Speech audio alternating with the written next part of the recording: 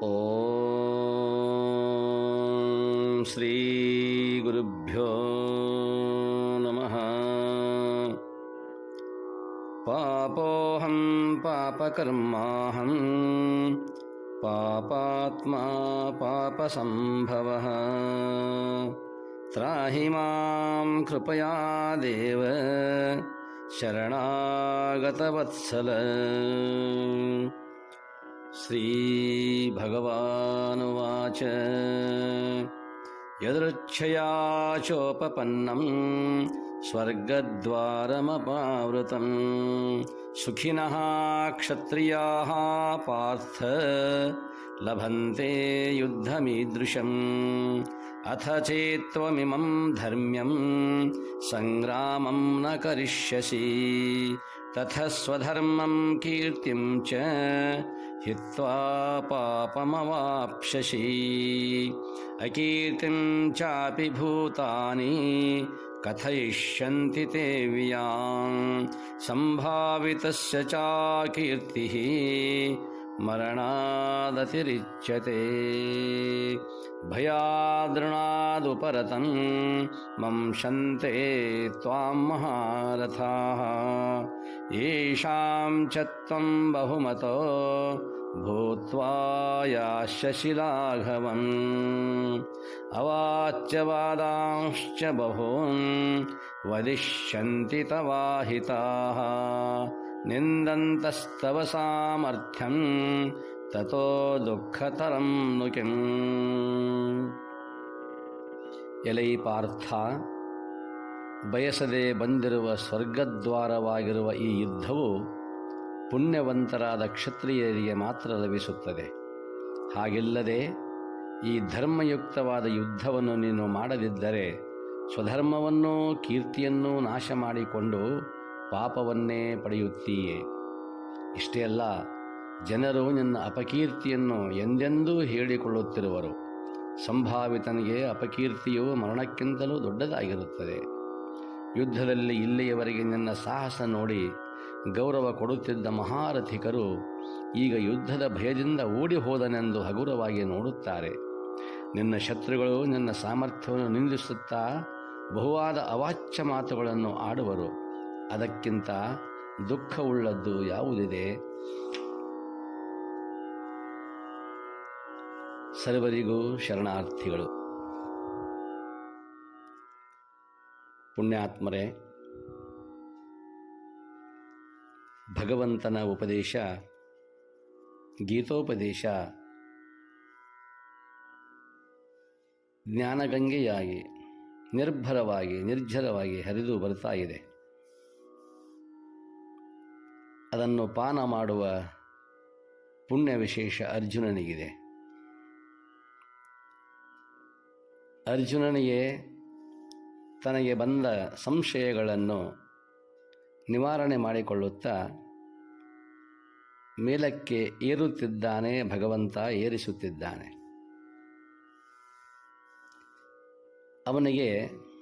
ಅರ್ಜುನನಿಗೆ ಬಂದ ಪ್ರಶ್ನೆ, ಕ್ಷತ್ರಿಯನಾದ ನನಗೆ ಸ್ವರ್ಗದ ಬಾಗಿಲಿನ ಸಮೀಪಕ್ಕೆ ಹೋಗಿ ಮತ್ತೆ ಸ್ವರ್ಗಲೋಕದಿಂದ ವಂಚಿತನಾಗಿ ಹಿಂದೆ ಬಂದರೆ ನನ್ನ ಮುಂದೆ ಗತಿ ಏನು? ಇಷ್ಟೊಂದು ಕ್ಷಾತ್ರ ತೇಜಸ್ಸನ್ನು ಹೊಂದಿರುವಂತಹ ಅರ್ಜುನನಿಗೆ ಸಂಶಯ ಕಾಡ್ತಾ ಇದೆ. ಉಪದೇಶ ನಡೆದಿದೆ. ಅಂತ್ಯಂಥ ಉಪದೇಶವಲ್ಲ, ಆತ್ಮೋಪದೇಶ. ಅದನ್ನು ಕೇಳಿಯೂ ಅವನಿಗೆ ಸ್ವರ್ಗ ನರಕದ ಭಾನ ಇನ್ನೂ ಹೋಗಿಲ್ಲ.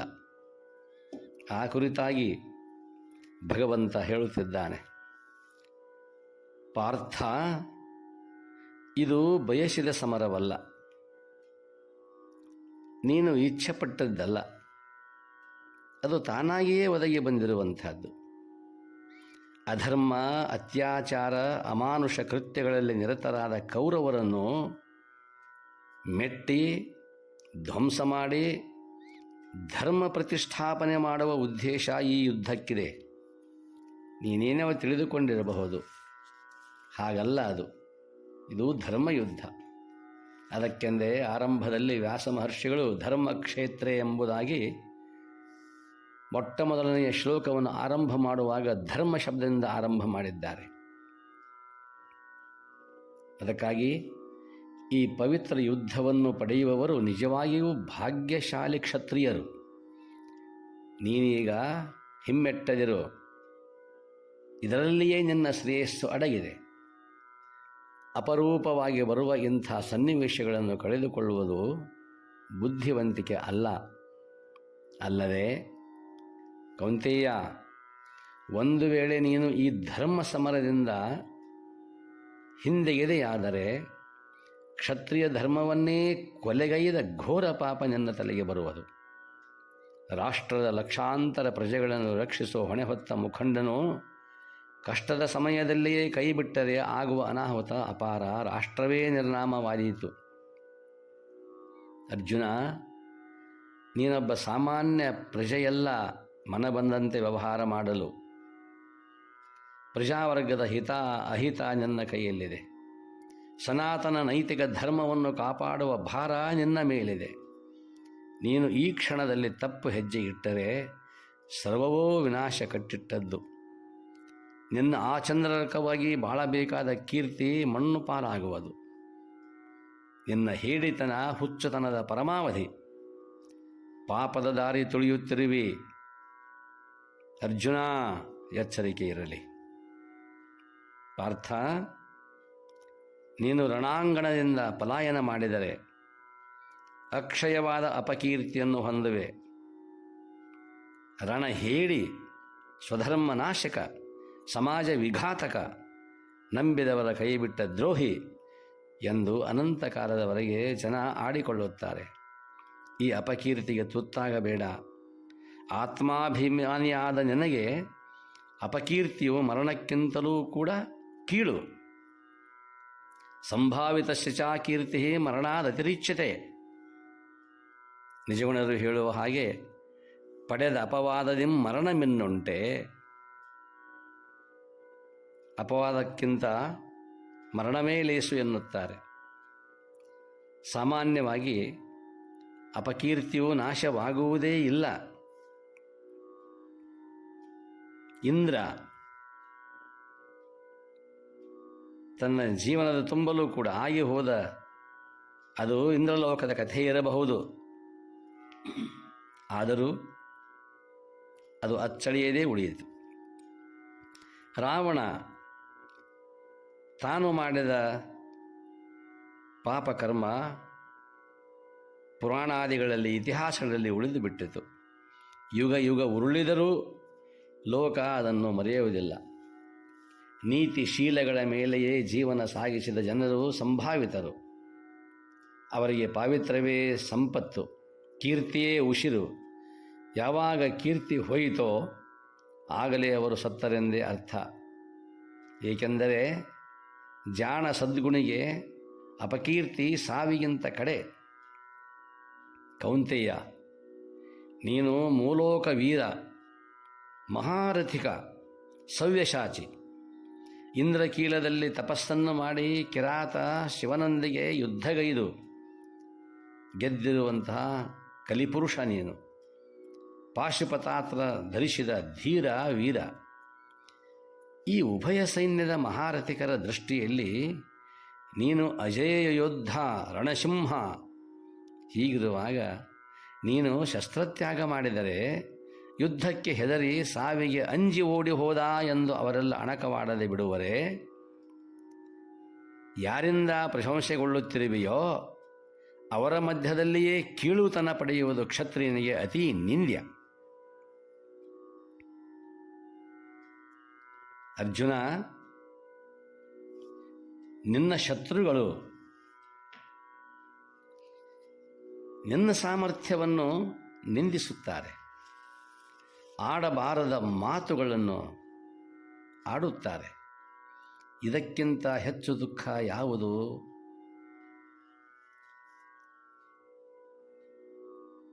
ಉಪದೇಶ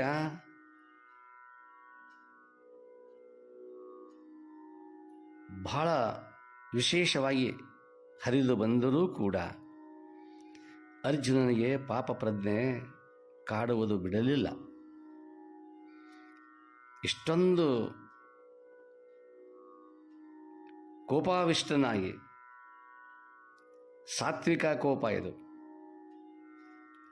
ಈ ಕೋಪದಲ್ಲಿ ಅರ್ಜುನನ ಶ್ರೇಯಸ್ಸು ಅಡಗಿದೆ.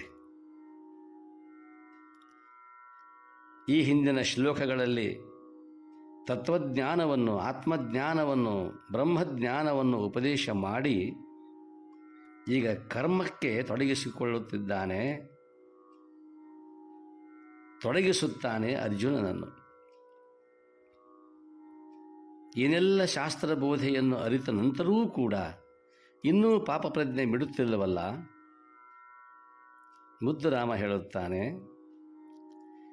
ತತ್ವಶಾಸ್ತ್ರವನರಿತು ತನ್ನತ ಅರಿಯದಿರೆ, ತತ್ವಶಾಸ್ತ್ರವನರಿತು ತನ್ನತ ಅರಿಯದಿರೆ, ಅದುವೆ ಮರುಳತನ ಅದೇ ಮಾಯೆ ಭ್ರಾಂತಿ. ನಿಜ ವಸ್ತು ಅರಿತೊಡನೆ ನೇಣಾಗದೋ ಹಾವು, ನಿಜ ವಸ್ತು ಅರಿತೊಡನೆ ನೇಣಾಗದೋ ಹಾವು, ಅರಿವು ಆಗಸ ಬೆಳಗು ಮುದ್ದು ರಾಮ, ಅರಿವು ಆಗಸ ಬೆಳಗು ಮುದ್ದು ರಾಮ. ಇಷ್ಟು ತತ್ವಶಾಸ್ತ್ರವನ್ನು ಅರಿತಾದ ಮೇಲೂ ಕೂಡ ತನ್ನನ್ನು ತಾನು ಅರಿಯದಿದ್ದರೆ ಅದು ಹುಚ್ಚುತನವಲ್ಲವೇನು? ಅದು ಮಾಯೆ ಅಲ್ಲವೇನು? ಯಾವುದು ಇಲ್ಲವೋ ಅದು ಮಾಯೆ, ಅದು ಭ್ರಾಂತಿ ಅಲ್ಲವೇನು? ಇಲ್ಲದ ವಸ್ತುವನ್ನು ಆರೋಪ ಮಾಡಿಕೊಂಡು, ಹಗ್ಗದಲ್ಲಿ ಹಾವನ್ನು ಆರೋಪ ಮಾಡಿಕೊಂಡು, ಹಗ್ಗದ ಜ್ಞಾನವಾದ ನಂತರದಲ್ಲಿ ಹಾವು ಅಲ್ಲಿ ಉಳಿಯುತ್ತದೆಯೇ? ಹಾಗೆ ಈ ಯುದ್ಧಭೂಮಿಯಲ್ಲಿ ಆತ್ಮೋಪದೇಶವನ್ನು ಮಾಡಿ ಅವನ ಅಜ್ಞಾನವನ್ನು ನಿವಾರಣೆ ಮಾಡಿದ ನಂತರವೂ ಕೂಡ ಇನ್ನೂ ಅವನಿಗೆ ಸಂಶಯಗಳು ಕಾಡ್ತಾ ಇವೆಯಲ್ಲ ಅರ್ಜುನನಿಗೆ ಎಂದು ಕೃಷ್ಣನು ತನ್ನ ಮನದಲ್ಲಿಯೇ ಕೋಪಗೊಂಡು ಸಾತ್ವಿಕ ಕೋಪದಿಂದ ಅವನನ್ನು ಬಡಿದೆಬ್ಬಿಸುತ್ತಾನೆ. ನಿಜವಸ್ತು ಅರಿತೊಡನೆ ನೇಣಾಗದೋ ಹಾವು, ಸತ್ಯ ಅರಿತ ಮೇಲೆ ಅಸತ್ಯದ ನಾಶ ಆಗುವುದಿಲ್ಲವೇ? ಅರಿವು ಆಗಸ ಬೆಳಗು ಮುದ್ದು ರಾಮ. ಅರಿವು ಅನ್ನುವಂಥದ್ದು ಆಗಸದಲ್ಲಿ, ಆಕಾಶದಲ್ಲಿರ್ತಕ್ಕಂತಹ ಸ್ವಚ್ಛವಾದ ಬೆಳಕು. ಆ ಬೆಳಕನ್ನು ಚೆಲ್ಲಿದ್ದಾನೆ ಭಗವಂತ. ಈಗ ಇಷ್ಟು ಉಪದೇಶವನ್ನು ಪಡೆದುಕೊಂಡ ನಂತರದಲ್ಲಿ ಅರ್ಜುನ ಭಗವಂತ ಅವನ ಕಠೋರವಾದ ಮಾತುಗಳನ್ನು ಕೇಳಿ ಅರ್ಜುನ ಅನ್ನುತ್ತಾನೆ, ಆಯಿತು ಭಗವಂತ, ನಿನ್ನ ಮಾತಿಗೆ ನಾನು ಎರಡಿಲ್ಲ. ಯುದ್ಧಕ್ಕಾಗಿಯೇ ಎರಡೂ ಸೇನೆಗಳ ಮಧ್ಯದಲ್ಲಿ ನನ್ನ ರಥವನ್ನು ನಿಲ್ಲಿಸಿದ್ದೀಯ, ನೋಡಿಯೂ ಆಗಿದೆ. ನನ್ನ ದುಃಖವನ್ನು ನಿನ್ನ ಮುಂದೆ ತೋಡಿಕೊಂಡದ್ದೂ ಆಗಿದೆ. ಆದರೆ ಅಕಸ್ಮಾತ್ತಾಗಿ ನಾನು ನನ್ನ ಬಾಣ ಪ್ರಯೋಗವನ್ನು ಮಾಡುವಾಗ ಅಪ್ಪಿ ತಪ್ಪಿ ನಾನೇ ಸತ್ತು ಹೋದರೆ ಮುಂದೆ ಗತಿ ಏನು? ಅವನ ಸಾವಿನ ಕಲ್ಪನೆ ಅವನಿಗೆ ಬರುತ್ತಿದೆ. ನಾನೇ ಸತ್ತು ಹೋದರೆ ಈ ಸಂಶಯ, ಇದನ್ನೇ ನಿವಾರಣೆ ಮಾಡುವುದು ಭಗವಂತನ ಉದ್ದೇಶವಾಗಿದೆ. ಅದಕ್ಕಾಗಿ ಈ ಸಾವಿನ ಕಲ್ಪನೆಯನ್ನು ತಂದುಕೊಂಡಾಗ ಭಗವಂತ ಇನ್ನು ಇವನಿಗೆ ಈ ತತ್ವಜ್ಞಾನವನ್ನು ಎಷ್ಟು ಬೋಧಿಸಿ ಆಗಿದೆಯೋ ಆಗಿದೆ. ಇವನನ್ನು ಯುದ್ಧ ಪ್ರೇರಿತನನ್ನಾಗಿ ಯುದ್ಧಕ್ಕೆ ಇವನನ್ನು ಸನ್ನದ್ಧಗೊಳಿಸಿ ನಿಲ್ಲಿಸಲೇಬೇಕೆಂದು. ಏಕೆಂದರೆ ಅವನ ಉದ್ದೇಶವೇನು? ಕೃಷ್ಣ ಎಂದರೆ ಯಾರು? ಕವಿ ವಿಶ್ವಪ್ನವರು ಹೇಳುತ್ತಾರೆ, ಕುಂತಿ ಅತ್ತರ ಏನು, ಕಂದ ಸತ್ತರ ಏನು, ಬದ್ಧ ಕಂಕಣನಿವನು ಸಾಧು ರಕ್ಷಣೆಯೇ. ಕುರುವಂಶ ನಿರ್ನಾಮ ಮಾಡಲಿಲ್ಲವೇ ಕೊನೆಗೆ, ಕುರುವಂಶ ನಿರ್ನಾಮ ಮಾಡಲಿಲ್ಲವೇ ಕೊನೆಗೆ, ಧರ್ಮವೆಂದರೆ ಕೃಷ್ಣ ಮುದ್ದು ರಾಮ, ಧರ್ಮವೆಂದರೆ ಕೃಷ್ಣ ಮುದ್ದು ರಾಮ. ಧರ್ಮ ಸಂಸ್ಥಾಪನಾರ್ಥಾಯ, ಆ ಉದ್ದೇಶಕ್ಕಾಗಿಯೇ ಭಗವಂತ ಬಂದಿರೋದು. ಅದರಿಂದ ಇಲ್ಲಿ ಧರ್ಮವೆಂದರೆ ಕೃಷ್ಣ, ಕೃಷ್ಣವೆಂದರೆ ಧರ್ಮ. ಇಂಥ ಈ ಸಂದಿಗ್ಧ ಪರಿಸ್ಥಿತಿಯಲ್ಲಿ ಇವತ್ತು ಬಂದಿರುವಂಥ ಪ್ರಶ್ನೆ, ನಾನೇ ಸತ್ತರೆ? ಅದಕ್ಕೆ ಉತ್ತರಿಸುತ್ತಾನೆ ಭಗವಂತ. ನಾಳೆ ನೋಡುವ. ಸರ್ವರಿಗೂ ಶರಣಾರ್ಥಿಗಳು. ಓಂ ಶಾಂತಿ ಶಾಂತಿ ಶಾಂತಿ.